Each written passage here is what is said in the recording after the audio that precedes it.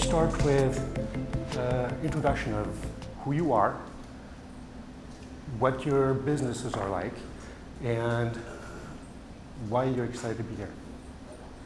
All right, I guess I'll go left to right, or right to left, depending. Good to see a lot of familiar faces. I'm Jeff Volpe, and I'm president of ViewSonic Corporation. And behind me and to my right and left, you'll see a couple of screens that are light up with the PowerPoints and what have you. This is kind of stuff we do, as well as sell several $1 million or several million units of desktop monitors. So we are all about displays and endpoints. I've been with the company 30 years and done a number of different roles, been president since 2008. I'm excited to be here because the ViewSonic portfolio of products and what we do has changed a lot. And AI is certainly a part of that reality for us, is how does AI fit into the solutions, the display solutions that we sell into government, education, enterprise, and consumers. So I look forward to talking about some of those effects for any of you here that are transforming your office space specifically. Thanks, Jeff. No? Oh, there we go. Okay. I'm Will Tober. I lead the Orange County office for Hughes Marino. So we're corporate real estate advisors, and we help companies with their lease and purchase negotiations for office space, industrial space, life science space. Excited to talk about getting back to work, getting back into the workplace and what that looks like. I think there's obviously been a lot of changes. Many of you probably don't work the same that you did a few years ago. So a lot happening on the ground, and we get to interact with a ton of companies doing some really innovative things. So excited to talk about technology and the way that interacts with that decision-making process as a business owner, and some of the data that we've seen transpire over the years. Hi everybody, I'm Ted Heisler, Vice President of Interior Architecture and Design at Ware Malcolm, and we're a global architecture, interiors, and civil engineering firm headquartered in beautiful Irvine, California, and have a wide range of services that we provide. But today we're really going to focus, as we've talked about a little bit, about office, AI, technology in the workplace, and all of that. Yeah, no, that's great. It's a great topic. So now that we're past the pandemic, what are you seeing in market, in your company specifically, or Ted also, when you go and help others? How is the return to work being perceived? How do companies think about it now, based on what you're seeing? I'll start us out. I think there's a lot of, there's not one size fits all. I think that's the number one thing to take away. Companies are as individuals as we are, and I think there's a lot of different ways that companies are dealing with it. Certainly there's a pendulum. I think we were talking in one of our pre-discussions that had started where, the pandemic, everybody was working from home and said, this is fantastic. I think I'm going to do this for the rest of my career.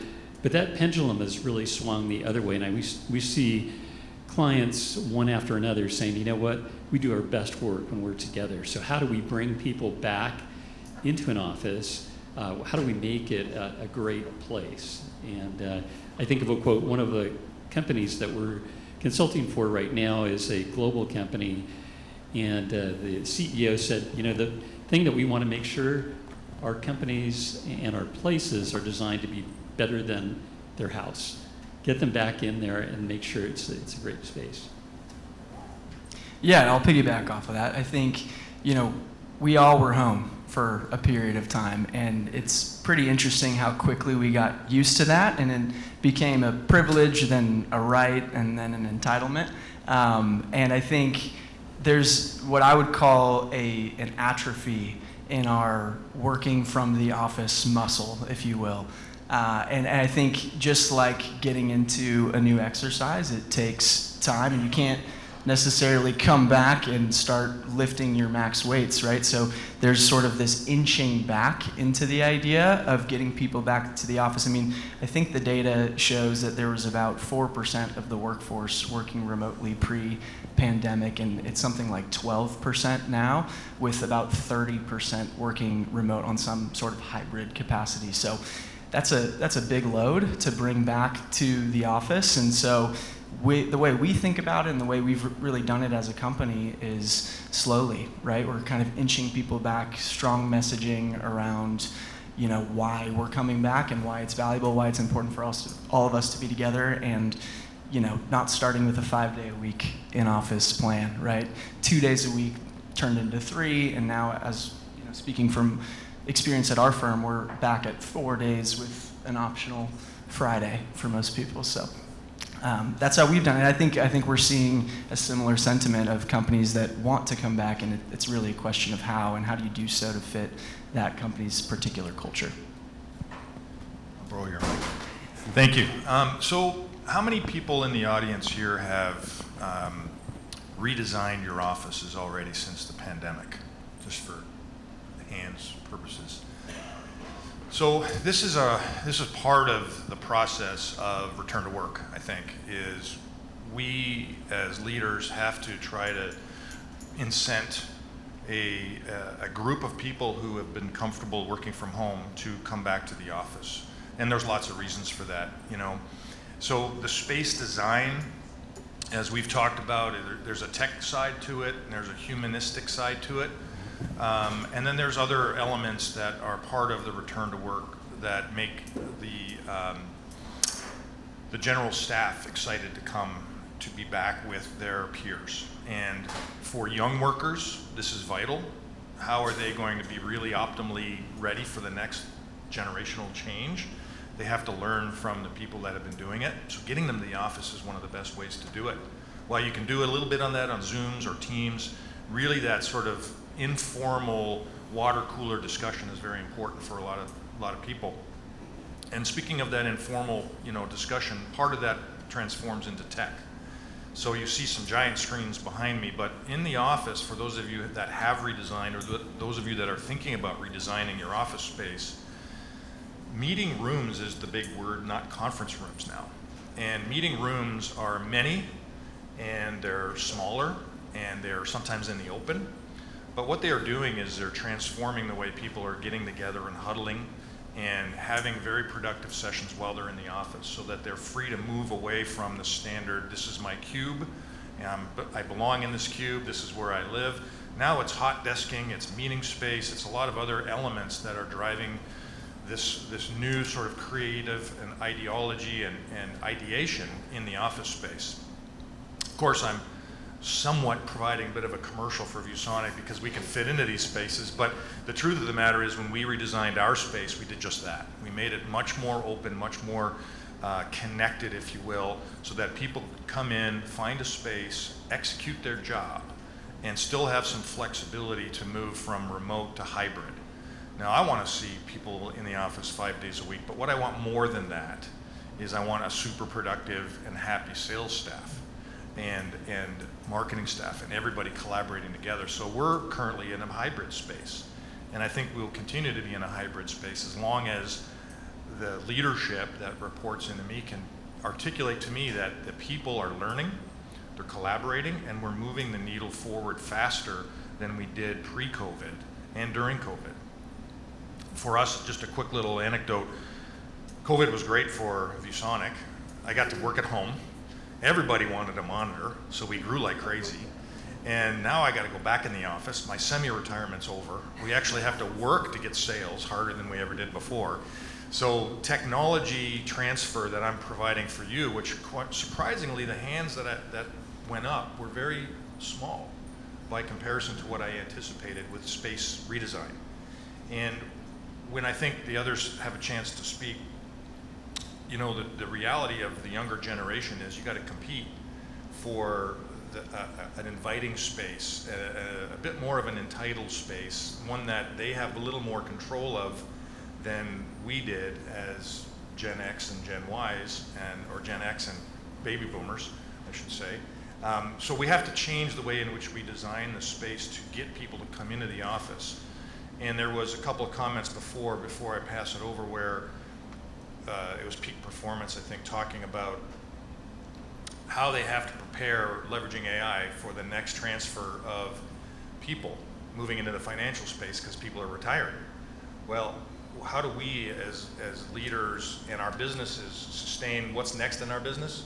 We have to make sure that we take the nuggets of the younger generation and really get them to know and have instincts like we have. And I believe they've got to be in the office for at least 3 days a week to get that done. And that's my opinion. But the data starts to show me in my offices that the people that have accepted the return, that are part of the meetings, that see a different environment, you know, they get a lunch once in a while, they get treats, they get this, they get coffee, baristas, etc. We treat them really well, but they are very happy to come back and very happy about learning what they're trying to accomplish in the next phase of their careers. And hopefully that keeps them at our organization versus jumping from organization to organization. Ted, question for you. Since we're talking technology, innovation, AI, as we're getting ready to have people come back to the office, whether hybrid or 5 days a week, how does AI enable you, for example, to prepare the space? Like, are there approaches you've used to accelerate the transition? Yeah, I think you have to look at two different things. One, as far as tools that we use, absolutely. We have a digital transformation team that is currently working on AI-enabled tools that'll help us in improving some of the things that we use, the tools that we use. But I think in a very pragmatic sense, we have a workplace strategy group that uses tools to help our clients to know the right decisions to make and to iterate more quickly than we would otherwise.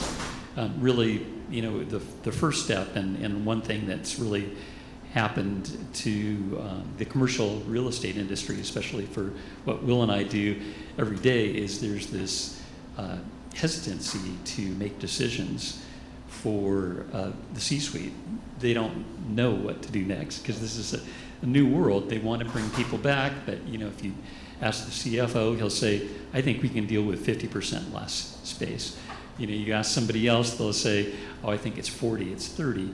Nobody really knows without using some tools. So we take that pragmatic case of first, let's talk to the company, let's make sure that we're getting as much data as we can from them, and then giving them data facts that'll help influence how they make those real estate decisions and how it enables them to stop and think, okay, now I know something for sure. So there's a lot of things I can't talk about because they're in development, but there's definitely a lot of exciting tools out there that are enabling us to be able to provide things faster. Well, maybe a question for you. How do you see the landscape of facilities and availability? How is that changing? Is that affecting how you think about things? Absolutely, yeah. I mean, I think from a market perspective, there's never been any single event more impactful on the office market than the pandemic.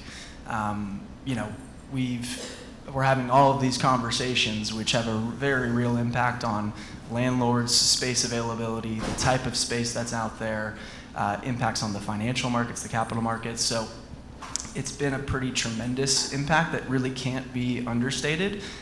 You know, from a data perspective, you know, availability rates, which measures the amount of not only the vacant space, but also space that's available for sublease or space that's being marketed but currently occupied with an upcoming lease expiration, is somewhere between 20 to 25% in all of the major markets. In San Francisco, it's touching 30% and continuing to climb, right? And that's real serious issues for the market at large because we're in an environment where interest rates are also much higher than they've been historically, or at least over the recent history, and landlords sign short-term loans that need to be refinanced or sold out of every 5 to 7 years. And so something like 80% of the landlord-owned properties have loans coming due in the next couple of years, which presents a massive issue. And we're already seeing that those dominoes begin to fall, where landlords are selling for pennies on the dollar, cutting their losses, they're turning their buildings back to the lender,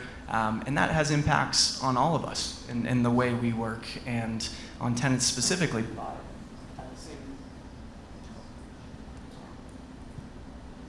There we go, we're back. On the same side of that, there's tremendous opportunity for tenants, right? So the amount of creativity in these deal structurings that we can put together for tenants is, basically unlimited. So, we're doing deals for groups that are restructuring their leases, right? They're paying well above market, or they're in a position where they've realized that they only need 50% of their existing footprint after going through these workplace strategy processes. And even if they've got several years of lease term remaining, there's an opportunity today to restructure those leases earlier rather than later. And so it's giving everyone collectively, basically at one time, the opportunity to reimagine what space looks like for their teams, and to implement certain technologies that will allow them to bring their employees back in a more engaging way. So the market has been turned upside down, and I think the big question on everyone's mind is, where's that going? And it's obviously to be determined, but if you think about the average lease term being around 5 to 10 years, we're 3.5 years post-pandemic, right? So there's still some runway for this phenomenon to continue happening. And so I think we're going to be in a similar place for the foreseeable future. Okay. And if you're considering either at your own company or if you're working with clients, what are you seeing the tendencies to be the most forward-looking, forward-thinking companies? Where do they start? What do they do first? And is there a sequence in terms of ensuring that employees are coming back, ensuring that their well-being is taken care of, that their productivity is maximized? What are some thoughts around that? I think there are multiple steps, certainly, in the design of the office going forward from today. This is sort of like return to the office 2.0 rather than 1.0, right? We've already kind of come back to the office, and now what do we do next? I think there's a convergence that's happening in major corporations where IT and AV and facilities are starting to talk more together in the design process, where there used to be independent budgets, and there still is, but there was less talk. So now I think it starts there with the design, the purpose, the outcome expectation, and then these three groups come together a little more succinctly than they used to be, because there are security issues, there are space design issues, there's a human piece to the design. And when you're talking about financial, you have to buy furniture and cabling and displays and et cetera, et cetera, et cetera. And there's also the amount of space you need, right? So from a tech perspective, where I can sort of comment, when you have these three groups of people that have sizable budgets for different things, you've got security, which is really IT, you've got AV, which is really facilitating these meeting spaces, and then you've got the facilities pieces, which is the look and the feel and the design. When they converge together, you get a really nice sort of blend of a space that delivers some very interesting things for employees. That I think is really what we're about here, is to make a space designed that is optimized for employees, yet is financially, within the means of an organization. So if they have to cut space, how do they make a decision to cut space? How many people here in this room have a docking station for your laptop? I know there's more than that. And they're a bit of a pain, right? Because docking stations, you've got a number of cables that you got to plug in all the time, and it's not as smooth as it used to be. Well, think of a universal dock in the form of a USB-C cable. Anybody know what a USB-C cable is? Everybody, because Apple's moving over to USB-C. Now all of your laptops and monitors are going to have USB-C, and those docking stations currently today make hot desking much easier than they ever used to be. But they're still dumb at the moment. The next phase for anybody is in a little while, you're going to start to see more smart docks that will be embedded into displays or in peripheral boxes themselves. The smart dock allows data to be delivered to the groups, which will ultimately be able to be fed into AI engines, which will be able to optimize space. Which desks are used more often? Which desks, which people like to go to certain desks, et cetera, et cetera. Now there's going to be way more of your information going back and forth to your IT departments, and Microsoft is going to fund this kind of stuff, so they say. But we're going to have a lot more tools for us in the future in this new workspace 2.0, not just about making it great for the humans, but also further future evolutions of your space design and the amount of real estate that you're going to ultimately have. So that's my sort of two cents. Kind of adding to that, I mean, I think for sure technology is important. There's also the human element, and I think when I look at forward-thinking companies today, and a few of our clients, they're very much more human-focused in the design. And what I mean by that is probably one word: amenities. Having more amenities. If you look at some of the leading companies out there, and it's hard not to look at the Googles, the Apples of the world, and see what they're providing for amenities. But seriously, you could probably live there at one of these campuses. Recently was touring one of our Fortune 100 companies that we work with, one of their headquarters facilities, and literally they have sleep pods, they have meditation places, they have places for, a full-on gym that's better than the gym that I would go to. It's so that the amenities for people, a care about wellness and sustainability has to be in the forefront of all that. So I think most companies that are forward-thinking are looking at how do I engage the people that work here, because as our Director of Workplace Strategy reminds me frequently, people cost 10 times more than space. So it's really important to get the people part right. You get that right, and you're going to leverage what you can do as a company.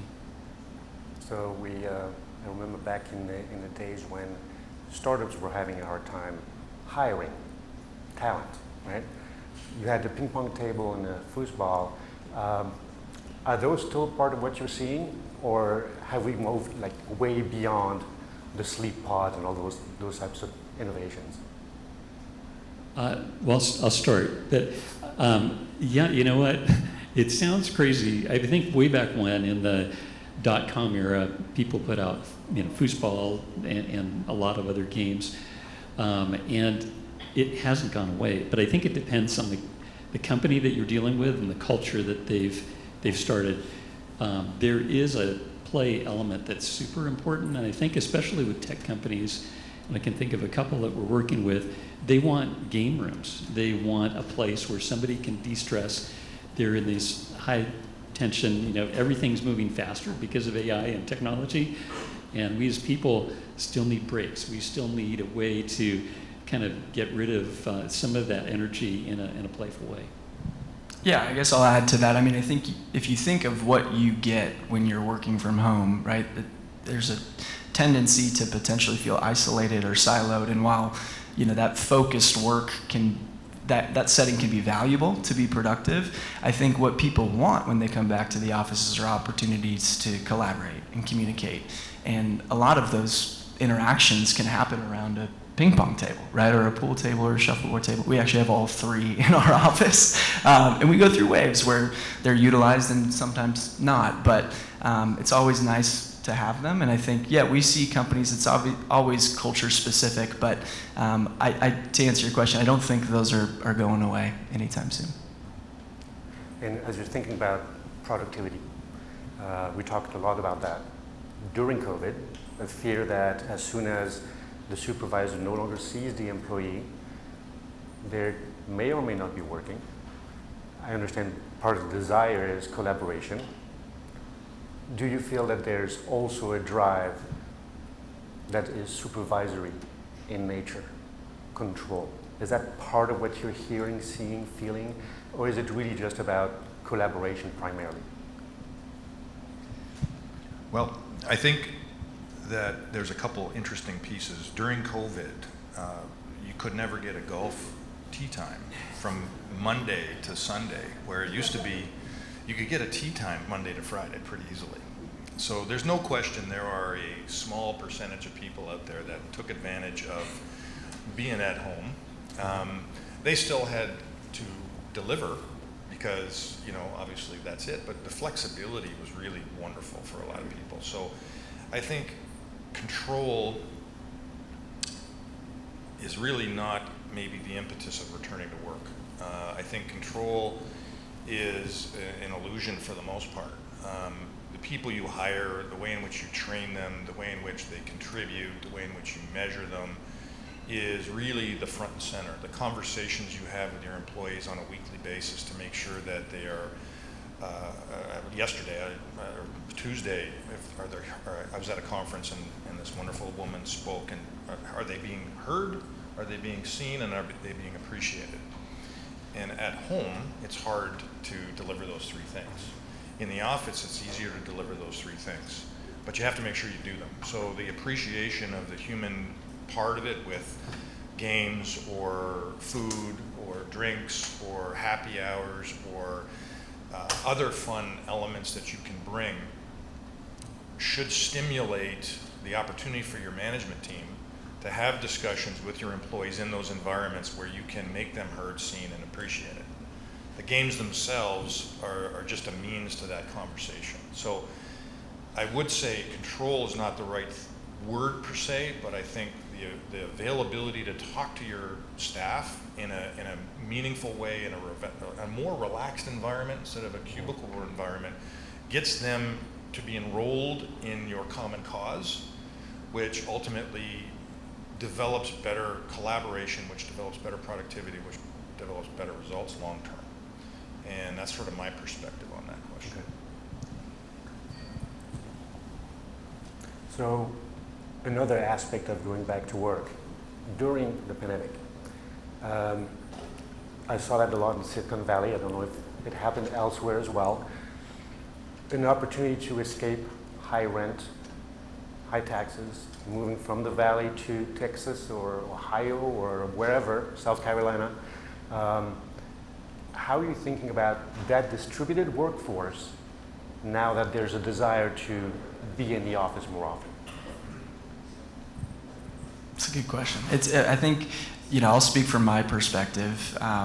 I think we saw a lot of employees initially offered flexibility, and they made big life decisions as a result. And so for many, and I think it's really the top performers at these companies, they've been afforded exceptions, and those companies have sort of developed plans around those performers to allow them to continue to work remote. But for many, I think unfortunately it was an opportunity for that business to let someone go, right? And so we have seen companies start to claw back, and in some cases, obviously, because of those major lifestyle changes, those employees aren't able to commit to the new way of working, or really the old way of working. So there's no doubt an impact there. I think, there's, as businesses, there are difficult decisions that you have to make when it comes to your people, and I think the advantages of being in the office are huge. There's the visibility to have those interactions with your superiors, to be learning and collaborating, and I think those that are working remotely, there is a potential for there to be some disadvantage there, in my opinion.